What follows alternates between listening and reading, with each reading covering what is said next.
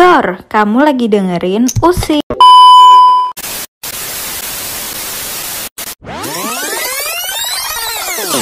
Halo sini guys, balik lagi ke Usil Podcast. Tenang Jo, ini bukan Usil Podcast. Terus ini podcast apa Cin? Lah, proker Anda kan podcast apa nih? Jadi kali ini bakal podcast mengenai pembahasan seputar KB dan magang. Duh, ini narasumbernya udah ketawa-ketawa aja nih kayak. Gimana nih? Kita langsung aja nih kayaknya. Nah sebelum kita lebih lanjut mungkin kita perkenalan dulu sebagai MC. Mungkin perkenalkan, nama saya Josephus dari angkatan 20 semester 6.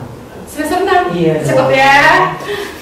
Kalau aku sendiri, aku Cinta dari angkatan 2020 juga. Sekarang juga udah semester 6. Mungkin kita langsung aja kita kenalin nih narasumber kita tahun ini siapa sih? Mungkin kita bakal ada dua narasumber. Yang pertama itu ada KP dan yang satu lagi tuh magang. Mungkin langsung aja kita tampilkan. Perkenalkan, saya Ada Sebastian, angkatan 19, sekarang semester 8. Kemarin magang di PT Delta Koni di Bekasi. Perkenalkan, nama saya Alun, mahasiswa dari semester 6, angkatan 2020. Kemarin KP di PT BKN Arton Engineering. Oke.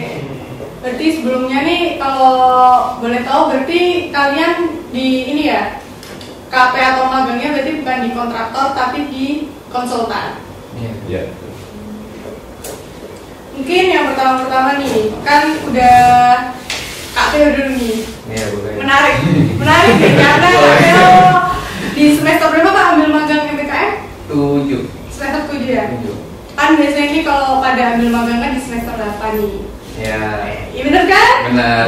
Nah, kenapa Kak Theo waktu kemarin mutusin kayak ngambil magang, apalagi magang MBKM ya sekarang di semester 7? Jadi kemarin tuh emang rencananya tadi KP magang, cuman karena kebetulan baru mau tapi 1 dan ada konversi ke tapi 1, jadinya sekalian ngambil magang aja gitu. Terus ada temennya juga, soalnya pas nyari kelompok mau tapi di kelas gak dapet. Oh gitu. Tapi kan tadi sempat dengar-dengar nih Kak, kan bisa dikonversi ke tapi 1. Yeah. Tapi kan kayak bayangannya kita pasti kan, oh kita cuma magang tapi langsung dapat nilai 20 SKS nih ya, beberapa SKS. Nah, tapi kan tadi ternyata ada tugasnya tuh tapi 1-nya buat melanjutin ke tapi 2 itu gimana sih Kak? Boleh dijelasin nggak? Jadi tuh pas konversi tapi 1 itu maksudnya bukannya nggak ada tugas ya, cuman nyampe tempat magangnya nanti sama perusahaannya dikasih satu proyek khusus. Jadi yang kemarin dikasih itu satu proyek yang udah dibangun, cuman kami nerapinnya struktur utamanya yang berbeda. Jadi udah dibangun gedungnya pakai struktur beton, kami disuruh desain pakai struktur baja. Nah itu jadi tugas sapi kami. Terus setelah itu kami juga masih dikasih tugas. Kayak misalnya dapat proyek apa, nanti kami ada yang desain. Jadi kami kerjaan tapinya di antara tugas dari kantor gitu. Dulu cara daftarnya tuh kayak gimana sih Kak? Kok bisa tahu ada info itu? Kalau cara daftar dulu online juga ngisi Google Form, tapi sebelumnya udah dikasih tahu dosen. Ditawarin dosen lah, kayak disuruh daftar aja, bagus, mumpung ada peluang. Karena apalagi dulu kena konversi kurikulum, jadinya nggak bisa lulus 3,5 tahun kan, daripada udah nggak bisa 3,5 tahun. Terus udah 4 tahun mau magang, jadinya 4,5 tahun. Akhirnya yang ditawarin dosen buat kalian. Mungkin dari yang saya dengar juga ya kayak. Nah untuk yang proses pendaftaran magang MBKM ini sebenarnya ada seleksi atau enggak ada sih sebenarnya? Atau auto keterima jadi peserta magang MBKM ini? Kalau yang kemarin tuh ada seleksinya lewat FGD, Forum Group Discussion.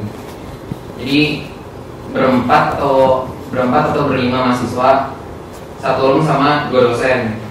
Terus nanti kayak sama dosennya dikasih topik, kita bisa bahas mengenai topik yang itu nggak, yang dikasih sama dosennya.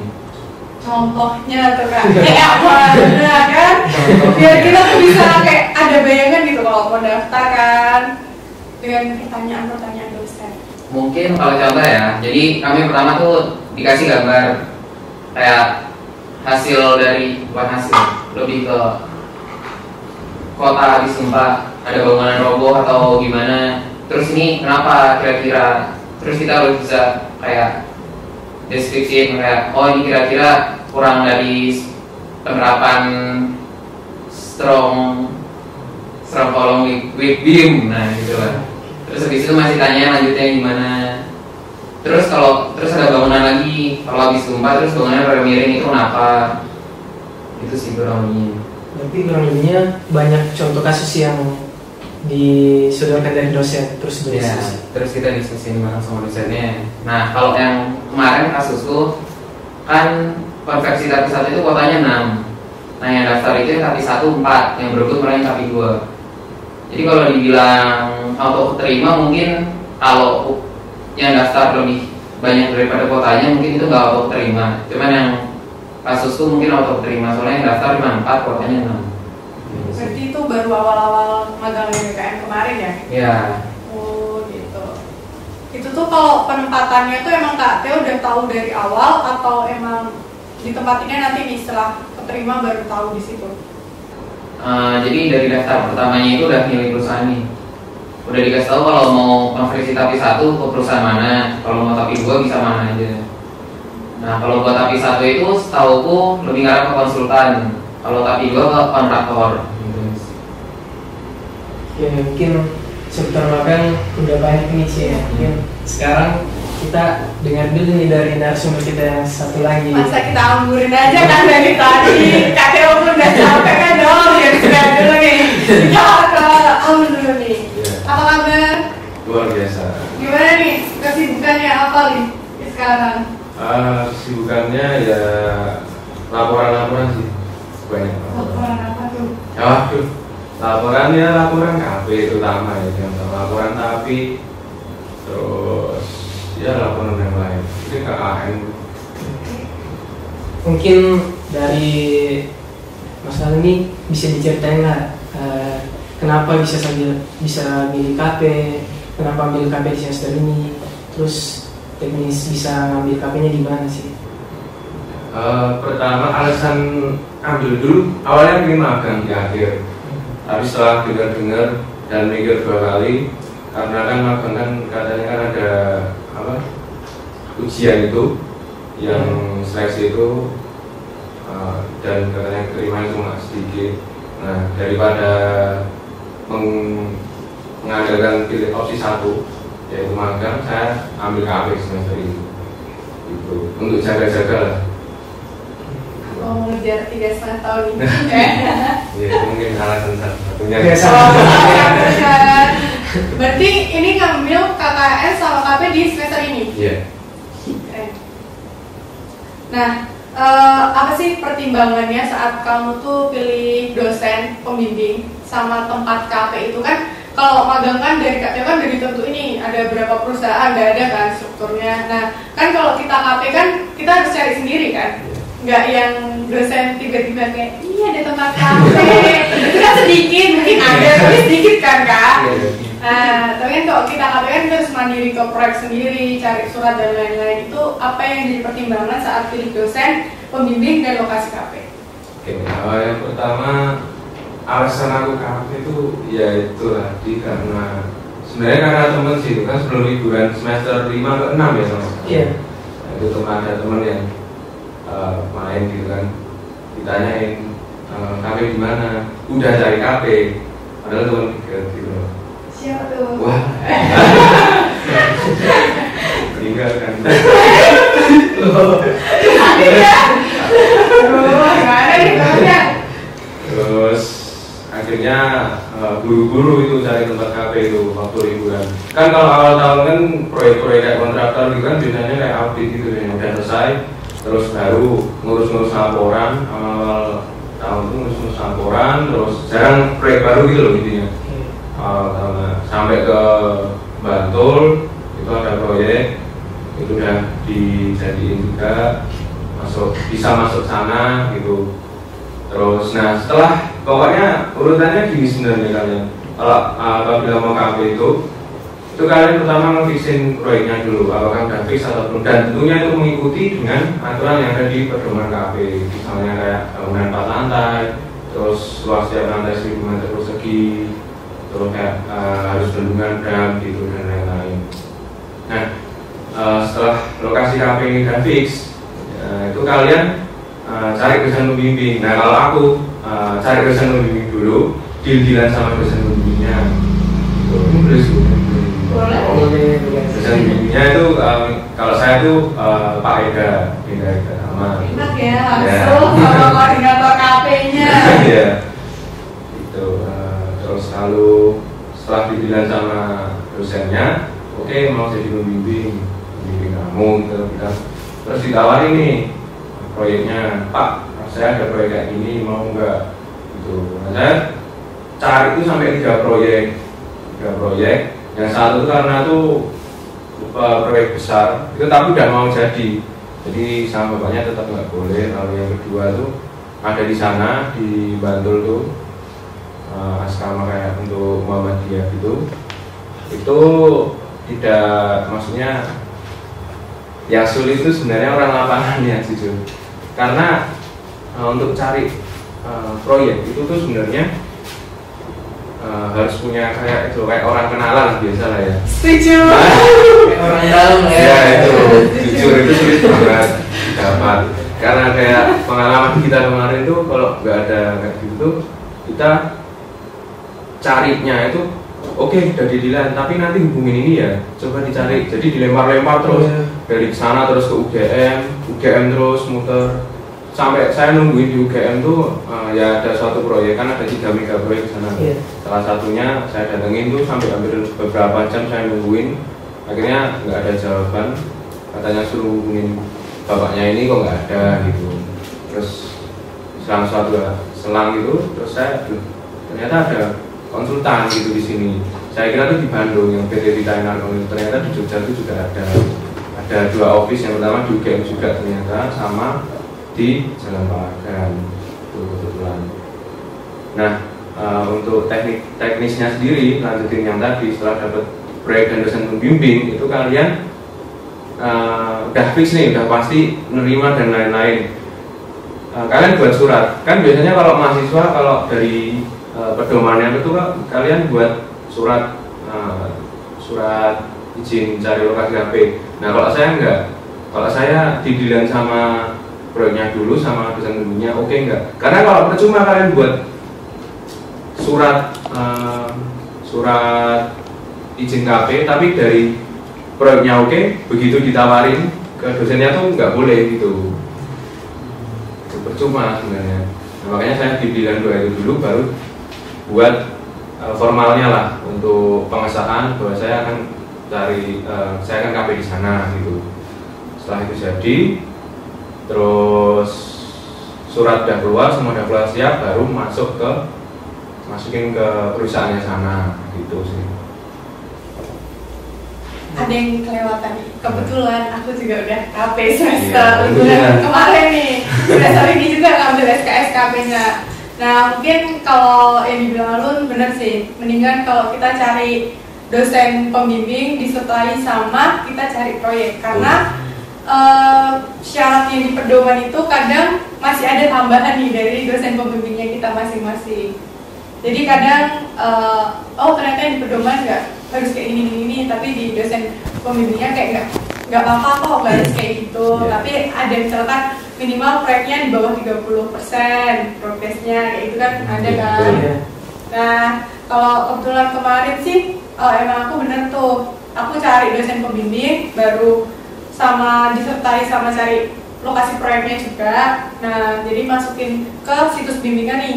Jadi di situs bimbingan itu kita harus masukin data perusahaan, ya kan?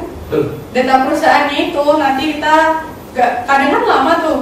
Mungkin teman-teman bisa nih kalau udah masukin data perusahaan di situs bimbingan, kalian bisa konfirmasi ke Pak Henda, karena beliau yang mengurusi tentang KP ini, gitu. Mungkin dari dosen pembimbing tuh kadang beda-beda juga Jo. karena ada dosen pembimbing yang ngebolehin kita nggak pakai proposal dan ada yang harusin kita pakai proposal. Itu banyak kasus, kadang kita satu tempat KP cuma ada yang suruh bikin proposal, ada yang enggak nih, gitu susahnya kan.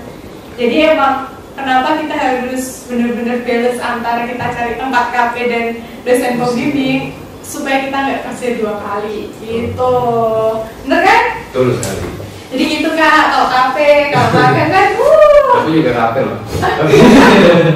Aku juga KP pas semester 2 semester sebelumnya, enggak, semester 6. Semester 6, berarti Ya. sama kayak kita dong. Enggak, cuma KP-nya aku nggak proyek, lebih ke penelitian. Boleh diceritain nggak Kak, KP kayak gimana kan? KP kan sebenarnya kan kita nggak harus di kontraktor, nggak harus di konsultan kan. Yeah. Coba deh tempat KP apa sih Kak? Referensi tempat KP nih buat teman-teman yang nonton nih. Referensi tempat KP mungkin kan di peraturan pedoman KP juga ada boleh ikut penelitian dosen jadi KP. Nah aku ikut penelitian dosen terus jadi KP dulu. Siapa tuh dosennya Kak? Kan siapa tahu ada yang mau gitu dosennya. Kalau dulu aku dapetnya Bu Kiki. Oh, anaknya Bu Kiki sekali ya.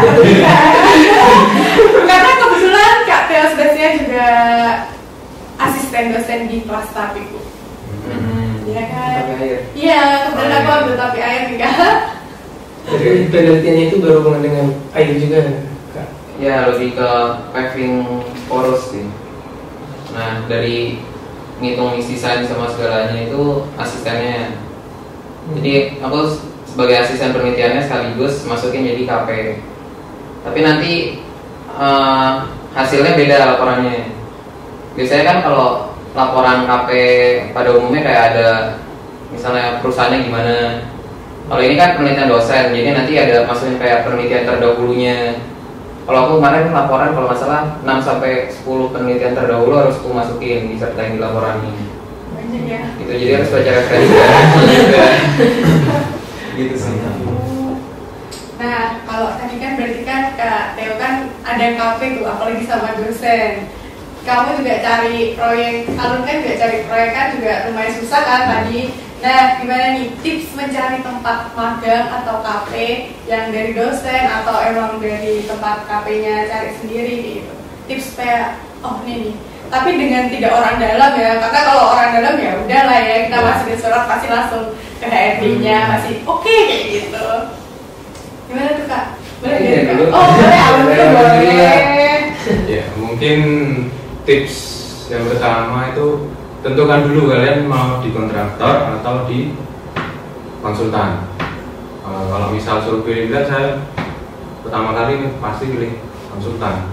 Gitu. Ya, yang tipsnya adalah cari proyek yang jelas gitu, jelas belum. Kalau kontraktor itu kan jelas sudah dibangun. Kalau konsultan itu sedang dirancang biasanya.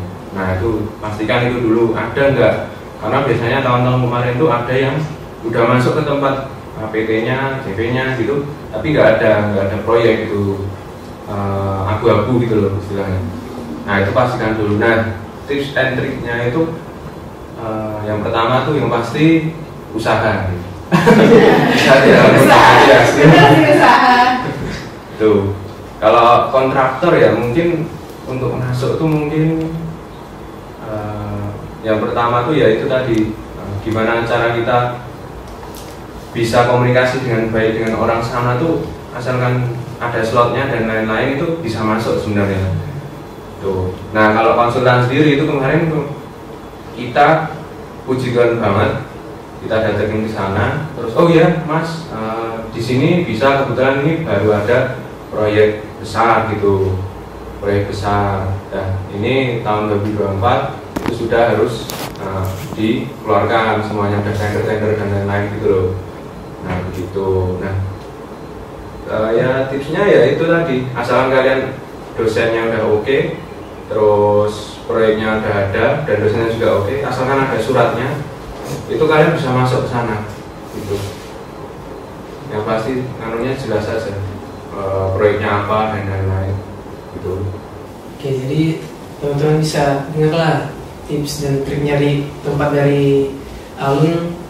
jika teman-teman mau KP. Nah sekarang tips dan trik dari Kak Theo, dari sisi magangnya gimana kira-kira Kak? Tempat magang ya. Kalau kemarin kan kebetulan kalau magang yang BKM kan udah disediain perusahaannya apa aja yang kerjasama sama kampus. Nah terus tergantung sih. Kalau kemarin kan aku mau konversi tapi satu harus konsultan. Nah terus aku juga ngeliat searching dulu, kayak nyari perusahaannya itu bagusnya dulu bikin apa aja kalau konsultan. Nah terus aku lihat Delta Poni kan ada websitenya. Terus habis itu aku kan asalnya Tangerang, dekat Jabodetabek lah, itu di Bekasi. Jadi sekalian dekat sama daerah asal kan, jadi aku daftar di situ sih. Ternyata dekat daerah asal sih. Iya, beda ya sama aku, gitu kan. Ya, kalau Cinta dulu gimana? Sekaligus teman-teman tahu nih, Cinta juga udah KP, tapi dia di kontraktor. Dia yang Alun tadi di konsultan, Cinta di kontraktor. Mungkin dari Cinta bisa ngasih tips dan trik juga lah, tips untuk teman-teman. Apa ya? Duh kalau ditanyain, oh ya sebelumnya aku itu KP di PT Tata Mulia Nusantara, dan itu kebetulan proyeknya yang di Bali. Jadi lumayan cukup jauh ya tempat asalku di mana, kuliahku di mana, aku KP-nya di Bali. Menurutku seru sih karena kita emang bener-bener jadi punya lingkungan baru, suasana baru, jadinya kita fokus ke KP-nya kita. Karena kan kalau kita di Jogja terus kayak banyak temen kita juga ke distrik kuliah, ke distrik apa. Tapi kan kalau kita di luar jangkauan kita, istilahnya kita udah ke daerah yang awam lah sama kita nggak tahu di sana kayak gimana, itu menurutku lebih kita bisa fokus ke KP-nya kita. Dan seru sih karena kita benar-benar terjun ke lapangan. Kebetulan aku masuk di QC dan itu kan kayak ngecek dan lain-lain, masih fondasi, belum sampai lantai 1 lantai 2 ya gitu, jadi masih seru banget. Tipsnya yang penting kalian tahu di situ ada apa ya, di situ ada orang dalam. Kebetulan kalau saya bukan orang dalam, maksudnya kita emang sesuai step by stepnya tetap sama, itu harus ke HRD-nya juga. Kebetulan kan kemarin kita walaupun aku ada teman, cuma berempat dan mereka cowok semua ya kebetulan, jadi kan ya gitulah, ya, paham lah ya, jadinya mereka tetap yang ngurusin suratnya, kita tetap harus ngajuin ke HRD-nya juga kok.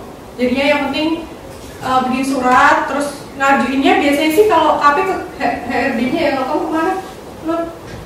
Kalau aku ke kayak biro pengembangan manusia, mungkin sama ya? Ya mungkin sama ya ke HRD-nya itu ya. Jadi sama kan Kak? Sama-sama. Nah jadi mungkin kalian bikin surat dan pengajuannya itu ke HRD-nya langsung sih kebetulan.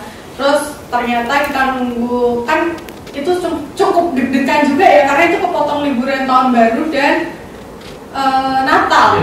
Aku masukin surat sebelum Natal, itu baru ke kampus ya. Habis Natal baru di ACC, baru masukin ke perusahaannya habis Natal. Akhirnya tanggal 1 tuh habis tahun baru langsung berangkat ke Bali. Karena emang ngejar, karena aku kan jadi kalau kalian KP-nya di dalam Jogja itu bisa sambil kuliah nih. Kan selama perkuliahan kita bisa sambil KP kan. Tapi kalau emang pilihannya kalian itu di luar Jogja, itu kalian waktu liburan dan karena ada minimal harinya tuh, jadi kita ngejar di minimal harinya itu. Pintar-pintar kalian bagi waktu sih. Dan kerja sama perusahaannya seperti apa. Nah tadi udah di sini nih sama Cinta, seru dan lain-lain. Mungkin dari pengalaman Kak Theo Alun kan pasti aja ada sisi positif, ada sisi negatif yang dirasain. Nah mungkin bisa diceritain nih, atau apa aja sih yang udah didapatkan, terus ada gak yang kurang enak di tempat magang atau KP-nya itu gimana? Jadi teman-teman tuh udah bisa tahu nih dan bisa mengantisipasi ke depan. Mungkin dari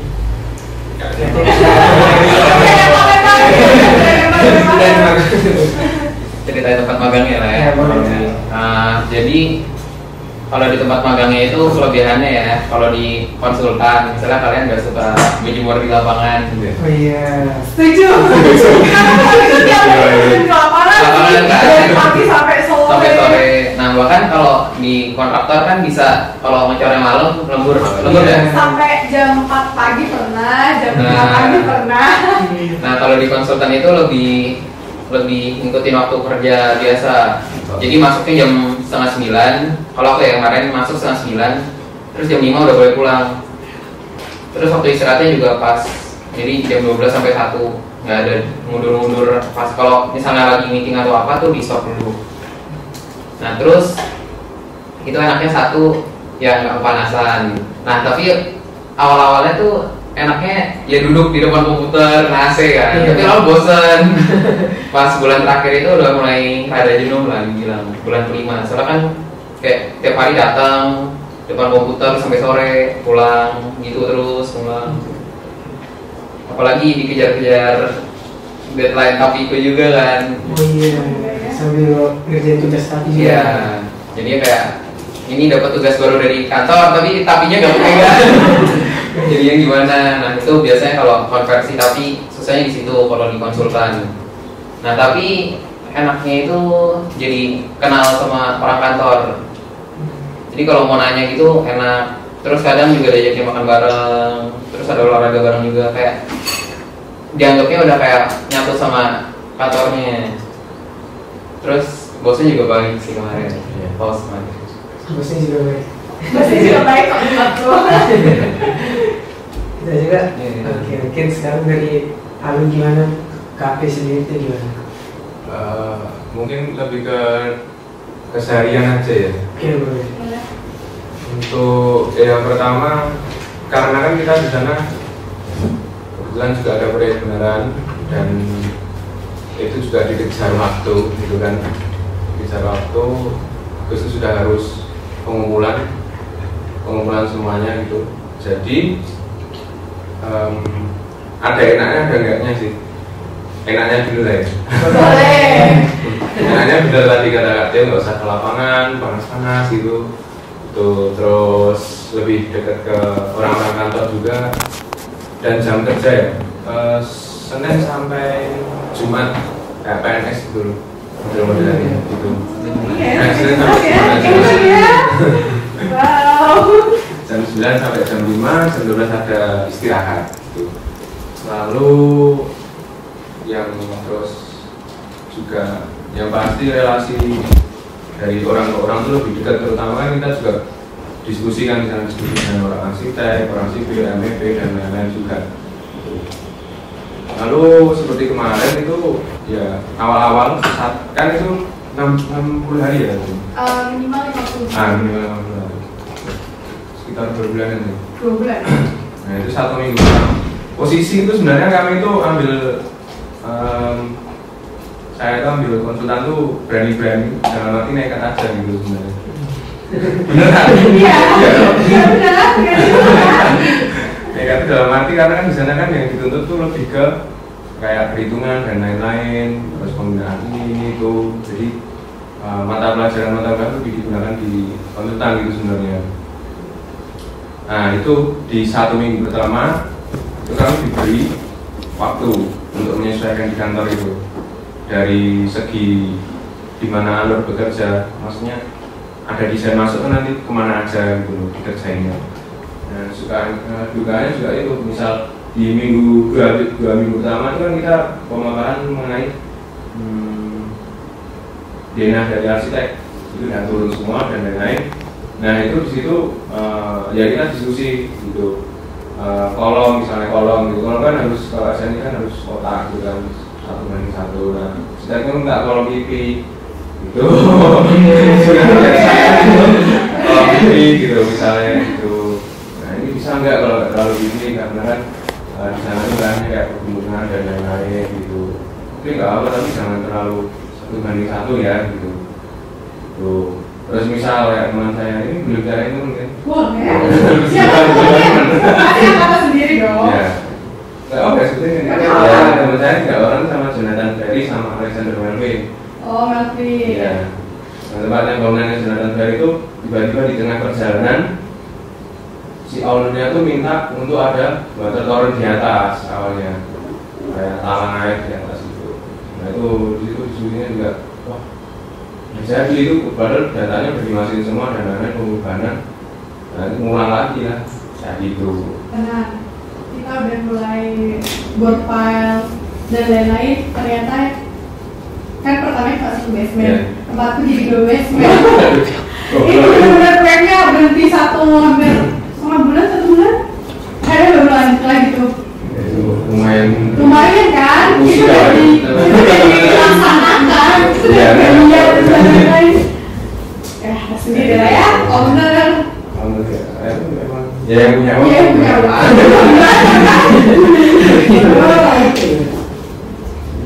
Itu sih juga kepalanya juga baik banget. Tapi kalau yang pasti di sana karena kan dengar itu juga. Pokoknya kalau di sana emosi dalam arti itu emosi ngitung gitu sebenarnya itu boleh, tapi asalkan dikontrol. Iya. Kan bisa di lapangan ya. Tekanan gitu ya. Tapi emang seru sih kalau emang konsultan yang udah di lapangan juga. Karena kemarin aku juga sempat ini kan melihat konsultan yang di lapangan juga.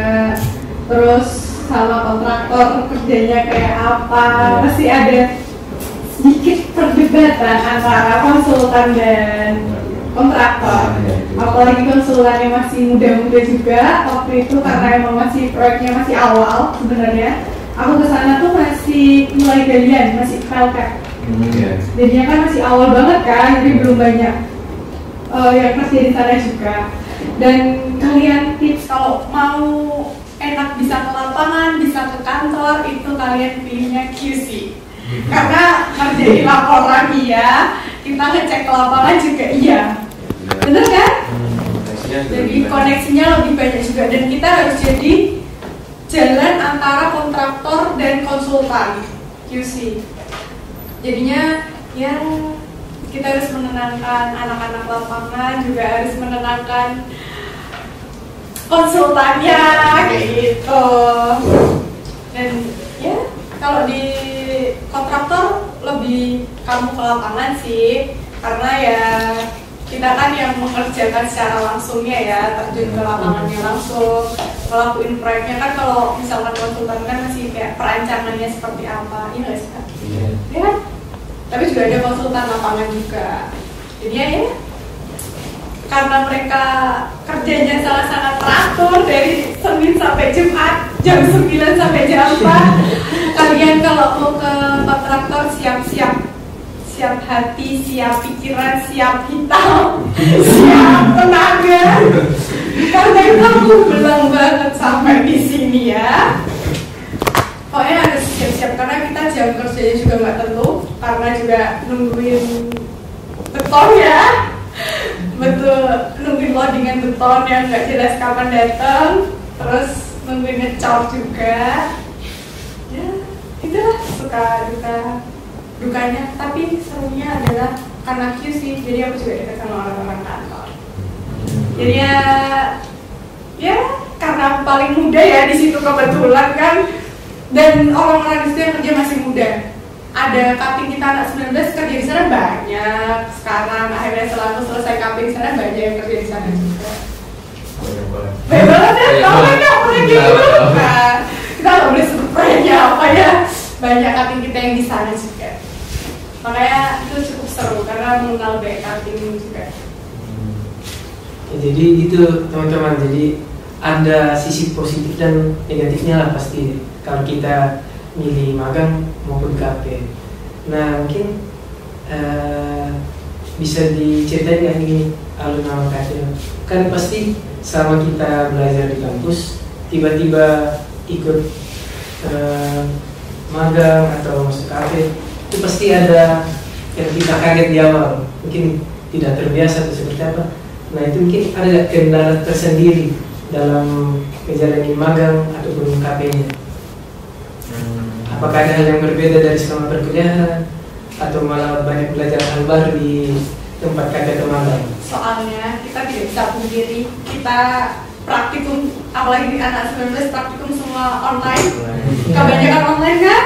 Kita juga dari awal kita online. Jadi kan mungkin materi yang kita dapetin juga Mungkin ya beberapa demis lah ya. Kita nggak bisa pungkiri itu dong karena Benar. keadaan juga kan. Jujur aja kalau aku sih waktu itu kaget deh guna di KTM sama Alun. Ada. Ya ampun, Jadi kalau targetnya itu boleh sebut mata kuliah kan ya? boleh sih nggak boleh. Jangan. Jadi kan kalau dulu belajar etaps di ATLS, nah kan dulu diajarinnya kayak lebih ke pakai diafragma, terus tapi nggak dijelasin fungsinya diafragma itu buat apanya sih. Terus kayak load combinationnya kita masukinnya ngikutin dosennya doang kan, nggak dijelasin SN-nya dari mana. Terus nanti kalau misalnya kalian pemodelan di atas baja, kan nanti kalau di run warna-warni tuh, ada yang biru muda, ada yang merah, kalau nggak warna kuning. Iya. Warna-warninya. Nah terus kan ada angkanya. Nah kalau pas kita di kuliahan kan nggak jelasin dasarnya gimana, tuh maksudnya angka itu apa, ngitungnya gimana. Nah kalau yang di magang kemarin tuh pas kami nyampe nggak langsung dikasih proyek, dikasih satu tugas tapi buat mati doang. Jadi kami modeling, terus nanti misalnya udah muncul tuh rasionya berapa, cara ngitung rasio manualnya gimana sih. Kalau misalnya bagian sini kayak nggak logis, kayak terlalu aneh, akhirnya dihitung manual gitu sih. Jadi kayak di kuliah itu lebih to the point-nya banget.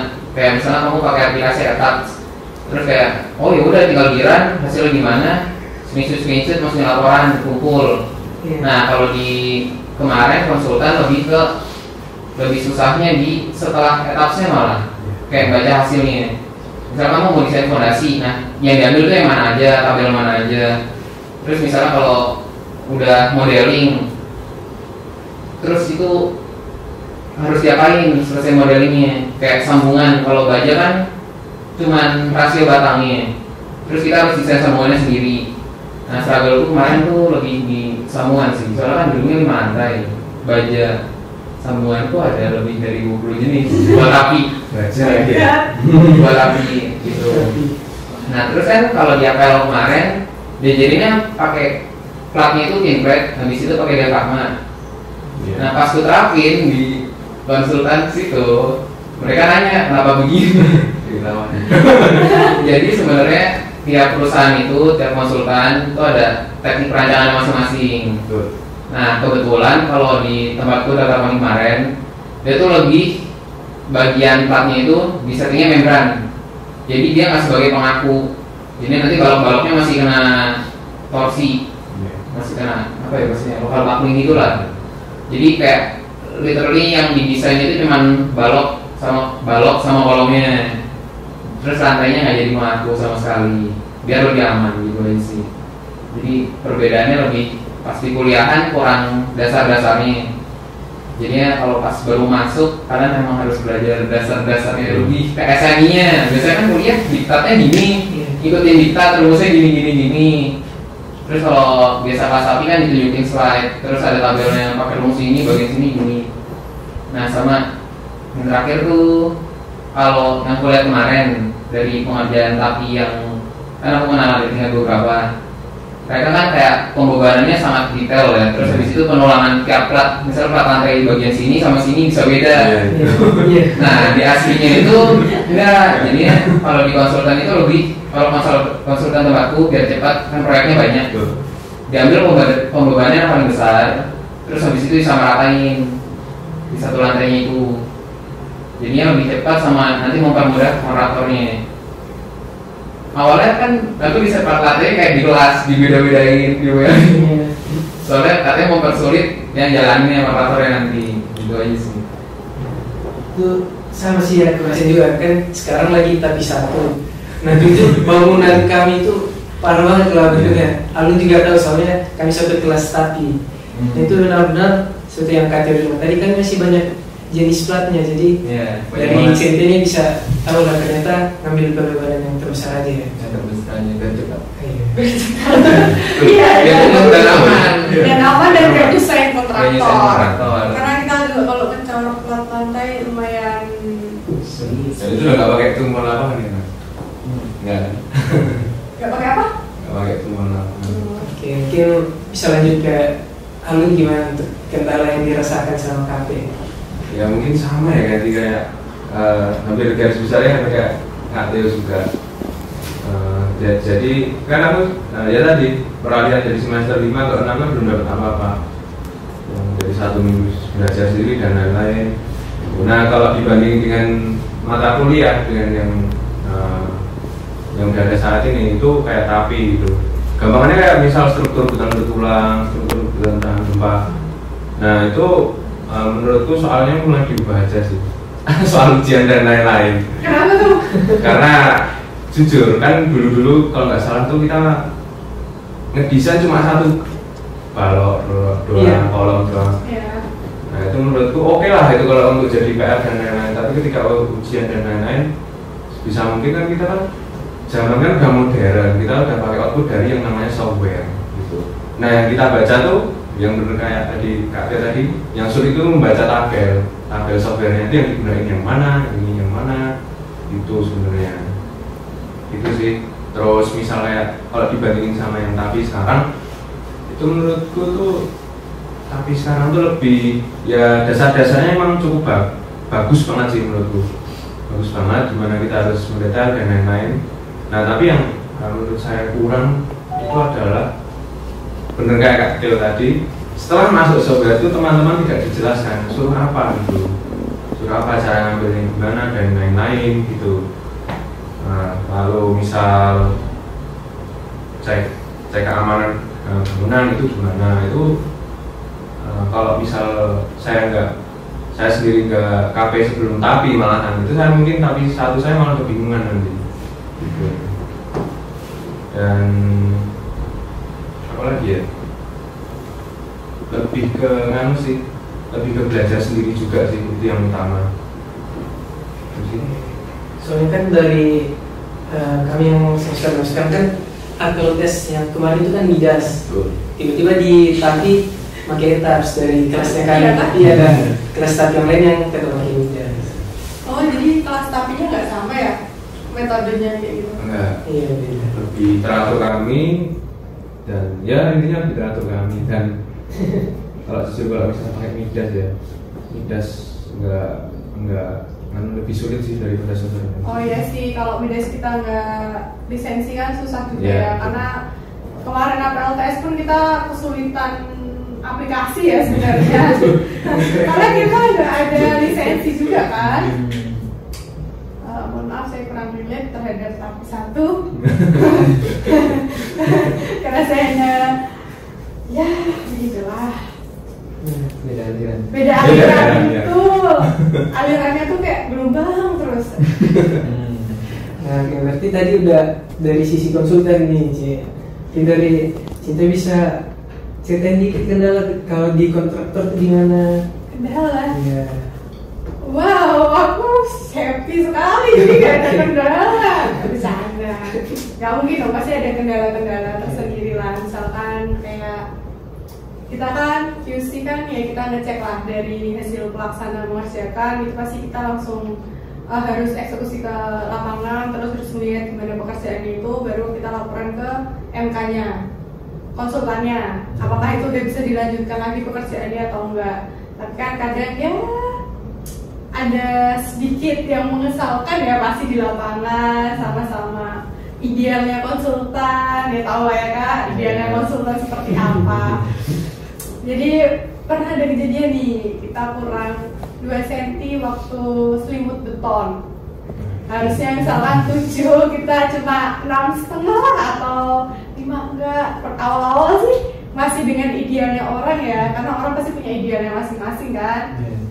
Apalagi masih muda-mudi juga mungkin yang bekerja di sana.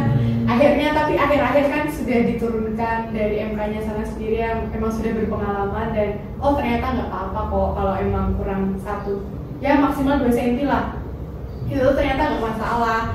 Tapi kan itu menjadi perdebatan kan kalau di awal-awal ya kita udah gimana sih Kak kurang 1-2 cm kan ya nah ya itu harus ya sih cuma kan ya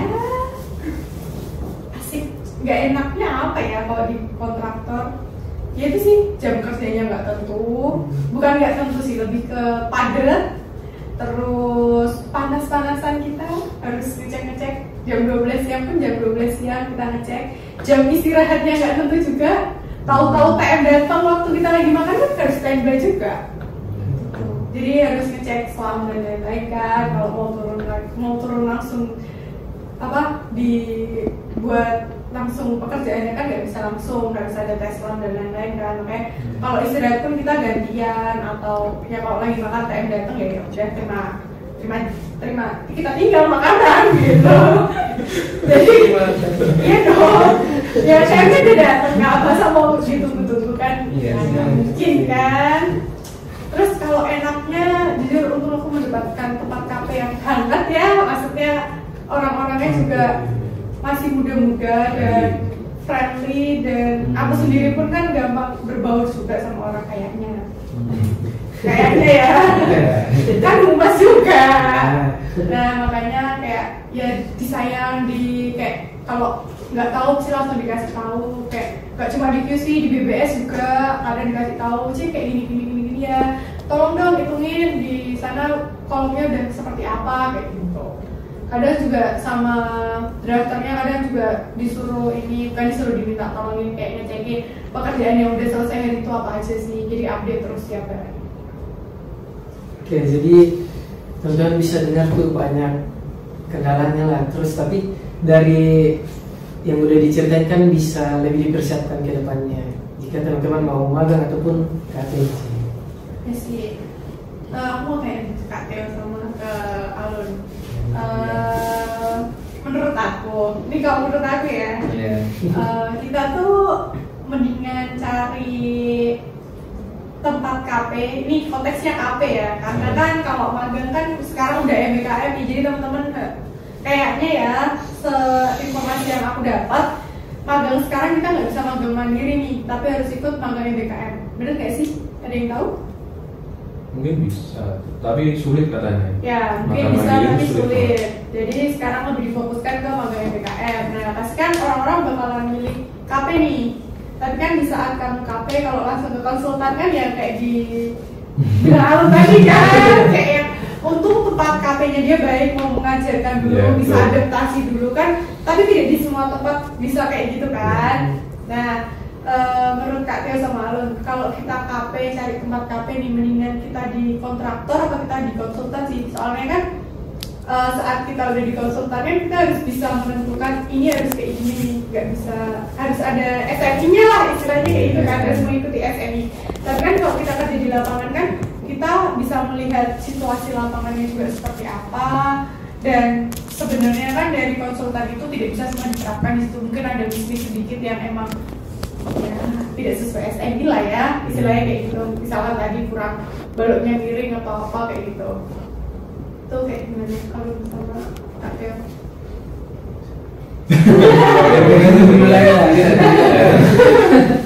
Kalau aku ya udah jelas, apabila teman-teman besok mau milih kontraktor atau konsultan, jujur ya, kalau dari aku sendiri, kalau mau gampangnya kontraktor. Yeah. Kalau mau sulit dan mau dapat ilmunya dan lain-lain itu konsultan. Karena sebenarnya kemarin itu ditawari saya, Mas, Anda mau di lapangan atau desain di sini gitu. Kalau di lapangan itu karena di UGM sini ada proyeknya mereka gitu, baru bekerja juga. Nah, saya milih. Terus sebelum saya milih, mereka bilang mending kamu masuk ke konsultan aja, Mas. Karena kalau Anda di kontraktor itu biasalah quality control dan lain-lain itu bisa dipelajari dengan lebih cepat gitu. Tapi kalau Anda di konsultan, Anda lebih tahu dasarnya ini. Misalnya kayak kemarin ditanyain di tempat-tempat orang lapangan gitu, dan ini fondasinya bentuknya segitiga, kenapa? Fondasinya trapesium, berpel capnya trapesium, kenapa, Mas? Nah, itu kita tahu alasannya di situ sebenarnya. Alasan lalu kok kolomnya dijadikan kayak gini, kenapa, Mas, gitu. Kita tahu alasannya di situ karena katanya mereka orang lapangan kalau suruh merancang itu belum tentu bisa. Tapi kalau perancang suruh jadi seperti quality control dan lain-lain itu bisa. Gitu. Karena perancangan itu butuh dasar-dasar yang kuat dulu, ya apa ya istilahnya, butuh dasar yang kuat dan lebih istilahnya kalau bisa dapat konsultan tuh tempat KP-nya, apalagi KP ya, dapat KP konsultan tuh lebih worth it menurut saya. Gitu. Ya kayak Mas Teo lah, magang di konsultan gitu. Itu sih. Kalau menurutku sama di konsultan.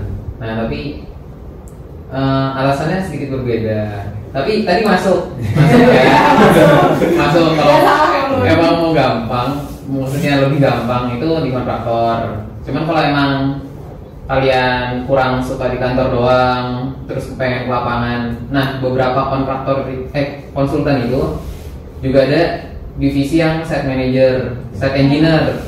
Nah jadi mereka tuh yang di lapangan juga bareng sama kontraktor, yang cross check sama kontraktornya kan yang tadi kamu ceritain.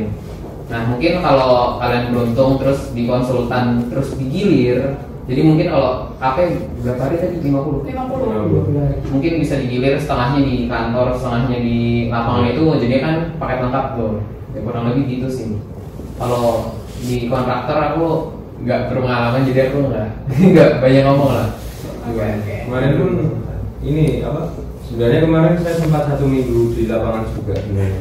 Jadi quality control bangunan yang udah jadi sih sebenarnya. Itu jadi dari sebut aja kayak Bika gedung gitu. Nah itu udah bangunan yang kita rancang itu sudah selesai sebenarnya. Nah itu tinggal di cek lagi kelayakan bangunan dan lain-lain gitu. Itu sih. Mungkin ini ada sedikit, aku sih pertanyaan terakhir ya sebelum kita memberikan pertanyaan dari netizen nih. Kita buka question box nih, kebetulan di IG-nya HMS. Nah ini pertanyaan terakhir dari aku. Kan pasti kita kalau di KP atau magang kita dikasih kerjaan kan, seperti yang dijelaskan kan.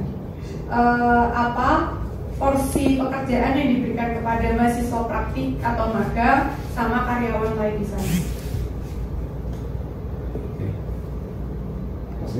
Maksudnya tuh ini loh, porsi pekerjaan yang dikasih ke kalian tuh sama yang kerja di sana itu tuh apakah sama? Atau kalian cuma kayak, nih kamu tak kasih inilah, terus kerjain ya tolong, tapi cuma dicek doang tapi gak dipakai gitu. Jadi kalian emang diberi tugas yang emang akan dilaksanakan atau cuma tugas ya kalian observasi lah gitu, kayak gitu. Ayo. Ya. Ayo. Sendiri ya kan. Jadi kalau yang kebetulan kemarin tempat konsultanku itu dipakai. Jadi sebenarnya konsultanku ini kerjasama sama salah satu gerai konsultan tembaganya lah di Indonesia. Kalau ada pasti dipakai langsung. Cuman nanti sebelum masih ada tahapannya lagi lah. Jadi kan paling atas itu Paus Jaya. Nah nanti sebelum habis kita desain, aku sama temanku yang lain desain, itu nanti masih dicocokin dulu kayak sama site, bukan site engineer, pokoknya manajer engineer-nya dicek dulu sama mereka berkali-kali. Kalau udah lolos nanti tolong di print laporannya, terus menyusun laporan baru ke Pausmannya di ACC atau enggak. Jadi emang akhirnya dipakai beneran. Nah terus yang tugasku kemarin tuh nggak cuma ngedesain dari nol. Jadi ada beberapa bangunan yang memang udah jadi, cuman karena habis terjadi gempa dicek lagi bangunannya sebenarnya masih layak atau enggak. Kan biasanya kalau gempanya tiba-tiba meningkat di suatu daerah, yang desain spektra tahu, itu nanti yang PGA-nya bakal berubah, percepatan tanah maksimum berubah. Percepatan tanah maksimum kan makin tinggi. Jadi kalau dulu desainnya pakai misalnya PGA-nya cuma 0,2, terus nanti tiba-tiba gara-gara gempa baru itu yang gede jadi 0,4 mungkin satu. Jadi 0,4 itu aman atau enggak, atau perlu diapain perkuatan gitu sih. Jadi ya gitu. Mungkin sekarang dari kami. Kalau yang kemarin pekerjaan kami itu beneran dipakai. Tapi ya seperti Kak Deo tadi butuh pengajaran dari, kalau tempat saya tuh kepala strukturnya, jadi dari Yogyakarta nanti dikirim ke Bandung, kalau hasilnya atau enggak itu. Karena ya itu apa yang kita kerjakan kan kita masih semester 6 dan 5.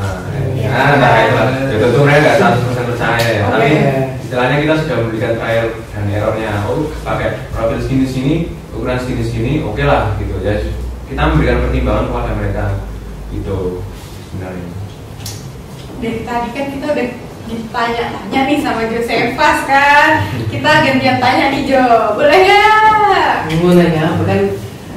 Aku belum magang. Nah itu yang jadi pertanyaan. Kan kita udah gencar-gencar nih, aku sama Alu udah gencar-gencar KP waktu liburan. Biar bisa, kalau tapinya lolos ya 3,5, kalau enggak ya. Oh kebetulan saya tapi air, jadi saya realistis ya. Tapi gue tahu.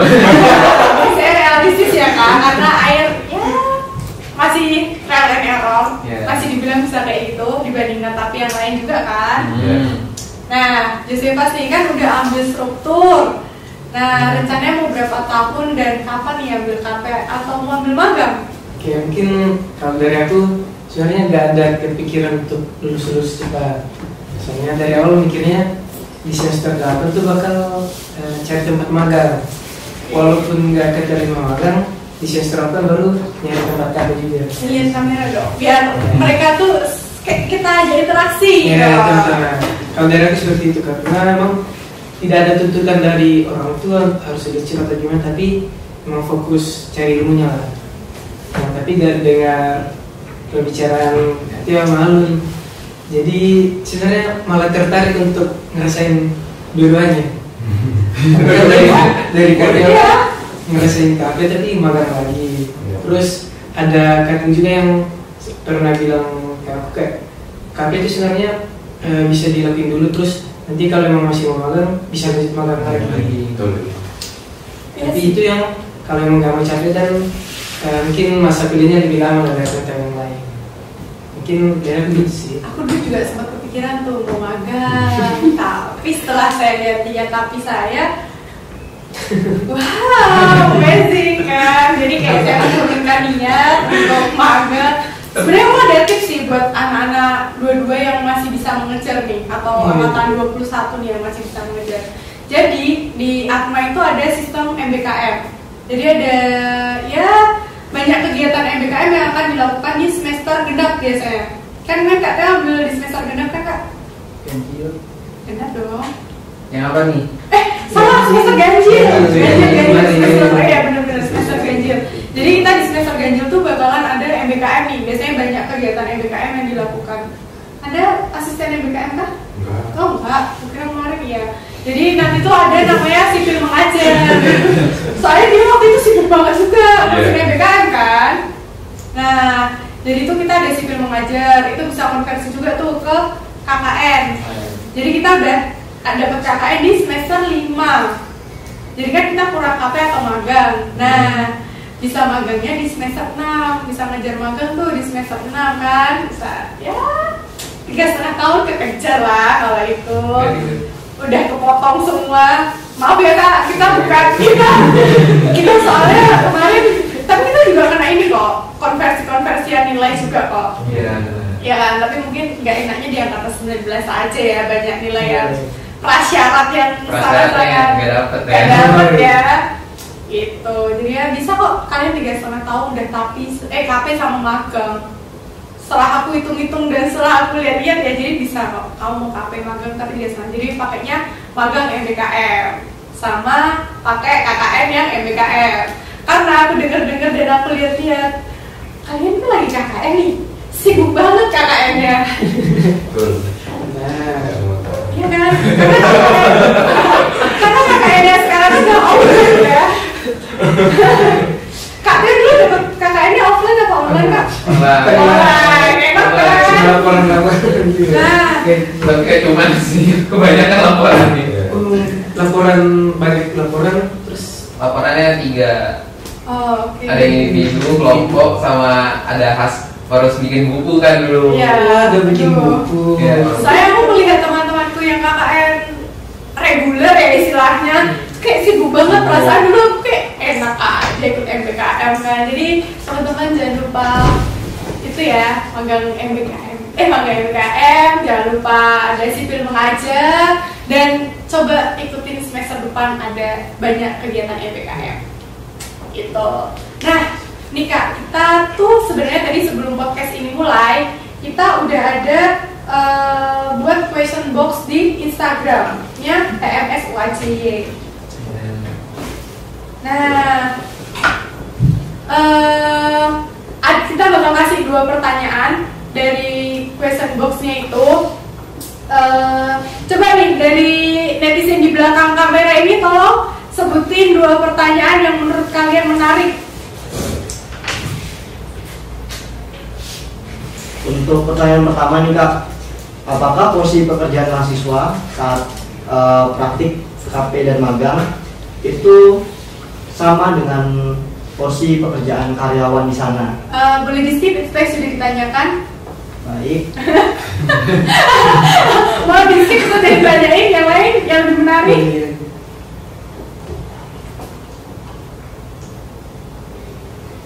Ada pertanyaan lagi nih Kak.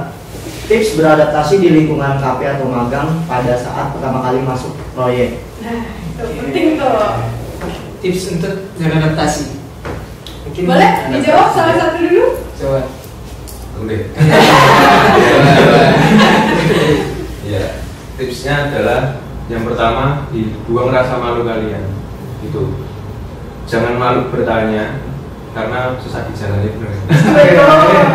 Ya itu istilahnya, karena jangan kebetulan laki-laki semua ya mungkin ada jaraknya satu, tapi jarang ke kantor. Kayak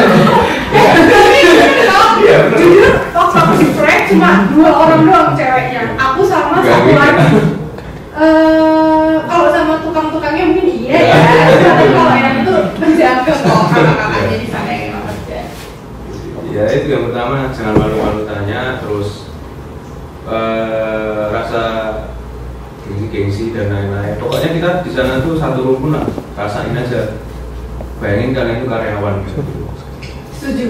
Bayangin kalian karyawan. Bayangin kalian Kalian bukan mahasiswa dari Iya, betul. Karena kalau kita di sana ngerasa kita masih jadi mahasiswa ya, kita akan nggak dapet value-nya kita kerja di sana. Padahal kan dari KP atau magang itu kita kan pengennya kan kita benar-benar ngerasain kita kerja nih, kita di lapangan seperti apa, kita dengan sosialisasi dengan orang-orang kita besok saat kerja itu seperti apa kan. Tapi kalau kita ngerasa duh gak enak lah, kita kan cuma anak magang, anak KP, kayak itu gak akan dapat value yang kamu kayak aku lagi kerja gitu. Padahal kan itu yang dipinginin kayaknya ya, itu yang dipinginin kan sebenarnya gitu sih. Betul.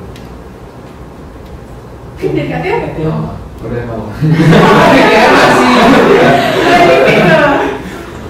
Mungkin kalau biar adaptasinya cepet ya, satu ya benar jangan malu-malu. Terus yang kedua itu lebih apa ya bahasanya ya, ramah di kantornya. Soalnya kalau nggak ramah nanti malah gitu-gitu. Iya kan? Nah terus ya kalau dikasih tugas usahain semampu kalian.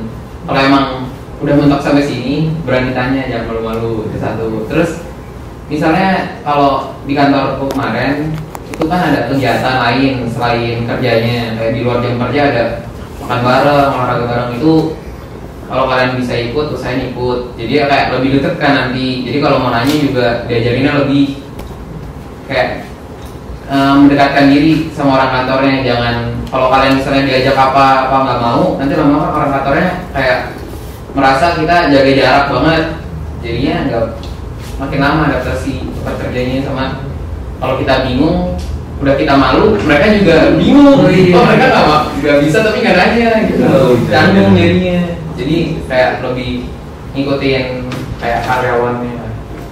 pokoknya jangan malu minta pekerjaan juga sih. Iya, minta kerjaan. Soalnya kalau kalian nggak minta itu pasti kita nggak akan kasih. Nah, Jadi tipsnya tuh kayak kalian jangan malu buat kalian emang ngerasa bekerja di sana, sama jangan malu minta pekerjaan. Karena kalau kalian cuma diem ya udah pasti orang Karena pasti akan diamin juga sih. Kayak gitu.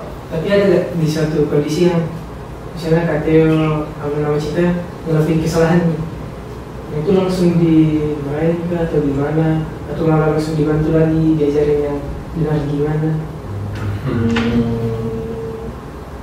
Coba. Kak Teo?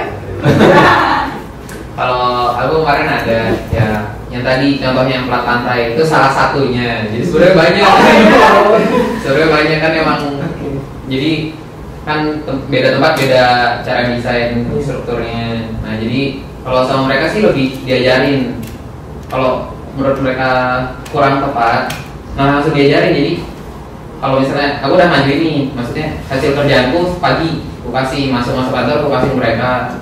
Menurut mereka kurang tepat, nanti siangnya itu kayak dikasih kelas kecil, diajarin dulu kurang lebih 30-1 jam. Ntar kalau udah kurang lebih sore atau malam besokannya disuruh kumpulin yang udah diajarin gimana. Bakal langsung bisa nerapin atau enggak gitu sih. Berarti ada langkah cepat untuk dibantu lagi ya? Ya, langsung dibantuin, langsung diajarin baru tempat tuh. Di tempat lain gimana nih? Lebih ke kan ya ngajarin juga, nggak pernah dimarahin gitu. Jadi ya, misal kalau saya bingung tuh sama pembimbing sana tuh, misal pengertian saya mengenai kayak analisis baja kan saya sulit ya, analisis baja sulit sekali daripada beton sulit sekali menurut saya. Itu kayak kemarin itu misal pemodelan belum jadi terus nggak aman terus, itu saya suruh udah berhenti dulu mas, buat kopi dulu sana. Disuruh kopi. Seru nggak sampai di mana kamu salah gitu nggak. Cinta di kontrak tuh gimana? Kebetulan sama jawabannya kayak Alur ya. Yeah. Kita hidup aja kan sama.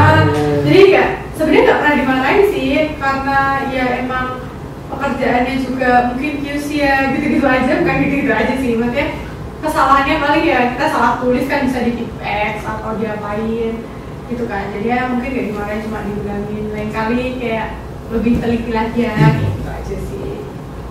Mungkin kita lanjut next pertanyaan nih. Theo, boleh disebutin? Oke, minta dong tips dan sarannya semester yang tepat untuk ngambil KP dan magang. Kemudian kalau mau magang di semester 8, kira-kira tetap bisa lulus 4 tahun nggak ya? Mungkin bisa jawab sama Alun sama Kak Theo. Iya. Dari siapa dulu nih, Cil? Ya nggak yang masalah Magang, ya. Kebanyakannya magang kan? Oke, Berarti yang bagianku yang kalau di semester 8 magang itu bisa lulus 4 tahun atau enggak? Kalau magangnya di semester 8 pasti, tapi dengan syarat SKS kalian udah diisi ya sama tugas akhir.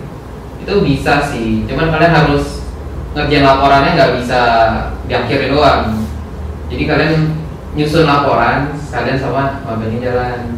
Jadi nanti di akhir kayak tinggal lengkapin kumpul laporan di ACC ya udah.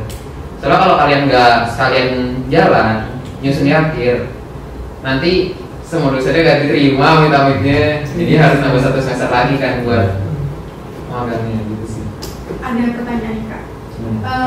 Yang magang MBKM itu ada sidangnya nggak sih? Kalau aku kemarin ada. Soalnya kan dengar-dengar kalau magang MBKM itu sidangnya sidang terbuka loh malahan. Bukan sidang cuma sama dosen pembimbing, dosen penguji, tapi emang benar-benar mahasiswa pun bisa tanya sih katanya. Itu bener Kak? Kemarin gitu. Terus kalau yang kemarin itu nggak sekali doang. Oh, berapa kali tuh Kak sidang? Sekali aja udah kayaknya nggak sanggup sidang kan? Iya. Jadi kalau aku kemarin ya mungkin totalnya 3. Cuman mungkin 1 kalau nggak sekalian konversi tapi enggak, jadi 2. Oh. Jadi yang 1 sidang terbuka, tapi terus satunya sama dosen pengampunya. Kan kemarin kalau nggak salah Pak Gumber sama 2 dosen lain itu sama mereka dulu. Terus habis itu ada sidang terbukanya lagi. Terus habis itu ada pas aku ada sidang pengampunya lagi tapi 1. Jadi total kemarin habis selesai, karena aku selesai Desember. Jadi masih sampai akhir Desember masih sidang-sidang. Kalau yang sidangnya terbuka tuh itu benar-benar mahasiswa ada yang tanya nggak sih Kak? Apa cuma dosen doang yang tanya? Kalau kemarin mahasiswa ada yang tanya yang tempatku 1 atau 2 gitu. Nah tapi kalau yang dosennya ini lebih nanya itu yang tadi kayak kenapa platnya beda yang diajarin. Kan dosen ngajarinnya misalnya metode A, nah apa ini beda. Terus ada juga yang nanya tuh soal proyek-proyeknya gimana. Dikasihnya proyek yang kayak lebih, mereka kaget yang aku kasih tahu kayak ngecek ulang bangunan yang udah ada, apakah habis gempa masih layak dipakai, terus perlu perkuatan atau enggak, itu mereka kaget juga. Jadi kayak dosennya nanya lumayan banyak, terus mahasiswanya nanya paling cuma 1 atau 2 sih. Itu kalau yang gempa dicek lagi kita ada matkulnya sih kayaknya, matkul ininya tapi matkul pilihan kayaknya. Retrofit, ya, mungkin ada di matkul kuliah sih, retrofit itu, iya nggak sih? Betul. Betul kan? Jadi kayaknya ya sih ada di situ lagi kan juga ngecek gitu kan. Terus tadi apa lagi pertanyaannya lupa juga kan? Minta sinyal sih. Oh semester 4 buat KP sama magang. Apa? Kalau dari aku sendiri asalkan setelah semester 6 kalau kalau misal kalian orangnya mau sedikit makanya nggak belajarnya tuh nggak di luar jam, belajarnya cuma di kuliahan gitu, nggak di luar jam kuliah, itu kalian kalau siap semester 5 sebelum setelah semester 5 itu ya udah oke aja. 5 sampai 6 tuh diantara itu oke. Kalian kalau mau masuk aja. Kalau kalian misal mau ambil pengertiannya dulu dan lain-lain, ya kalian jalanin tapi 1 dulu. Gitu. Tapi ada pertanyaan juga sih tadi sempat baca kan, ini sih berat ya sih kalau misalkan kita ambil KP sama KKN-nya tuh bareng, kan pasti ada banyak laporan juga kan, apalagi kita semester 6 tidak bisa kita pungkiri kita pasti kebanyakan akan ambil tapi 1, jadi kan pasti akan numpuk tuh tugas tapi 1, KP dan KKN, karena KKN offline tidak semudah itu ya kuliah. Gimana tuh Lun? Ya justru sangat berat ya. Tapi tidak mengoperasikan ya itu adik-adik kita nanti. Yang pasti kalau misalnya setelah semester 5 mau ke semester 6 tuh, kalau dari aku sendiri untuk sebuah misalnya ya kalian disuruh organisasi tuh, kalau aku sendiri lebih mending nolak gitu. Jujur nolak aja ya, nolak karena ya kita udah di situ udah mulai, karena semakin kita semester tua itu semakin saya rasa tuh nilai itu di angka keberapa gitu, prioritasnya lebih banyak ke pengalaman yang kita ambil sebenarnya gitu sih. Untuk misalnya KKN, KP tapi kalau diambil bersamaan itu ya berat sih, tapi ya mau gimana lagi gitu, asalkan kalian konsisten setiap hari ngerjain laporan gitu. Pokoknya kan kami kan sudah liburan tahun lalu, liburan ya semester lalu. Jadi kalian jangan lupain lah isinya apa yang kalian kerjain gitu kan, karena soalnya nanti begitu selesai KP, selesai kuliah, kalian nanti lupa prosesnya di situ. Biasanya gitu. Kalian buka lagi laporan yang udah kalian, atau enggak lembar kerja yang kalian kerjain itu apa aja biar enggak lupa gitu. Itu sih. Ya sih, aku juga sekarang susah ya bikin laporannya karena udah rada lupa sebenarnya. Kayak dari kemarin masih sibuk sama tapi kan, makanya kayak laporan KP masih nanti ternyata emang mending dicicil waktu kita KP. Karena kalau udah dicicil beneran lupa sih. Tapi aku sangat merekomendasikan juga sih kenapa kita butuh KP sama KKN dan tapi itu bisa bersamaan, nggak apa-apa sebenarnya, karena emang mendingan kita sibuk di awal ketimbang nanti kita di semester atas masih sibuk. Ya kan? Tinggal nganggur aja. Kalau misalnya kita emang udah sibuk soalnya kalau kita emang udah sibuk di semester awal kayak kemarin, aku kan semester kemarin benar-benar banyak hal yang saya ikutin ya, sampai sekarang pun masih, dan itu menurutku worth it karena besok di semester atas pun aku udah tinggal tapi 2 dan lain-lain gitu. Itu sih. Ada lagi pertanyaan? Mungkin itu aja sih Jin. Ya, Udah banyak juga kan yang kita ada banyak juga yang kita tanyain kan. Oh ini terakhir. Apa yang mau Kak Theo sama Alun sampaikan buat adik-adik kita besok atau teman-teman kita besok yang belum mengalami KP magang atau TAPI nih? Apa ada tips buat kedepannya kan? Mereka masih semester semester 4, semester 2 kan. Nah, apa nih tips perkuliahan atau tips gimana sih cari KP magang kayak gitu lah? Perlu disiapin. Perlu yang disiapin apa untuk menuju besok mereka ke semester 5, semester 6? Kamu yang boleh. Amin. Jadi mungkin kalau yang perlu dipersiapin itu lebih ke mental sama berani aja. Kayak hadapin aja satu-satu, nggak usah dipikir oh nanti bakal banyak laporannya, nanti kalian sambil jalanin akhirnya selesai semua gitu. Kayak misalnya kalian tapi sebenarnya kalian kayak masih rada bingung desain beton atau baja gimana, itu ya udah jalanin aja, nanti kan ada teman bertahap. Kalau pusing bisa nanya teman kelompok lain kan masih pasti mau dibantu dong. Masa temannya nggak ada yang mau bantu kan nggak mungkin ya. Susah sih. Mungkin kalau KKR beda ya. Aduh. Cuman biasanya kalau buat mau ngakhirin sampai TAPI 2 ya belajar aja. Nanti pasti akhirnya finish.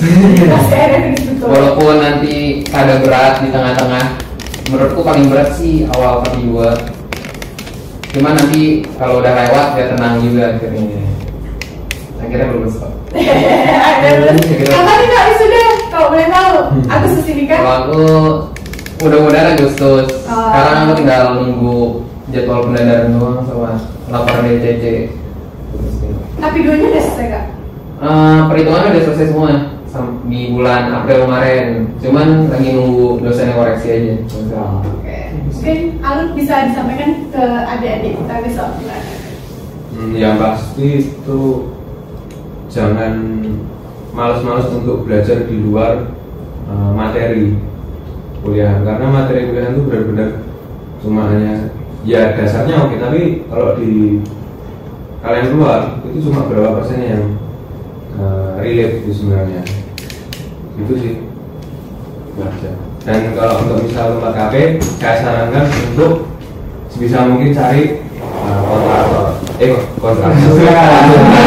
sorry ya, konsultan, karena ya itu tadi gimana kamu, dan nggak sembarang konsultan itu bisa menerima biasanya, karena ya tadi benar kata Kak Theo, dimana dia punya kayak nasi goreng itu resep rahasianya itu gimana gitu. Nggak sembarang konsultan tuh mau buka itu sebenarnya, mau buka rahasianya itu. Jadi kalau kalian bisa makan di konsultan, oke, kalau aku itu sih sarannya. Josephus memberikan pesan atau apa nih tips buat adik-adik kita besok atau teman-teman kita yang belum, kamu juga belum sih? Belum. Oke, ya kamu udah pagi kan, tapi berat kok.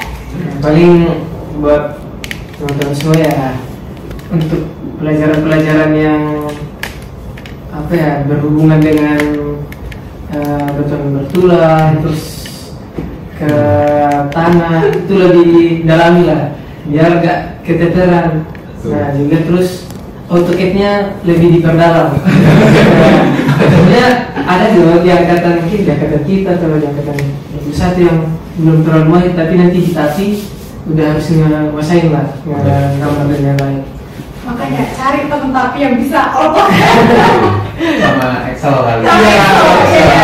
Oh ini tips, cari teman TAPI yang bisa Excel, AutoCAD sama aplikasi lain. Karena beda aplikasi kan. Yang mendadak kok kita harus pakai aplikasi ini.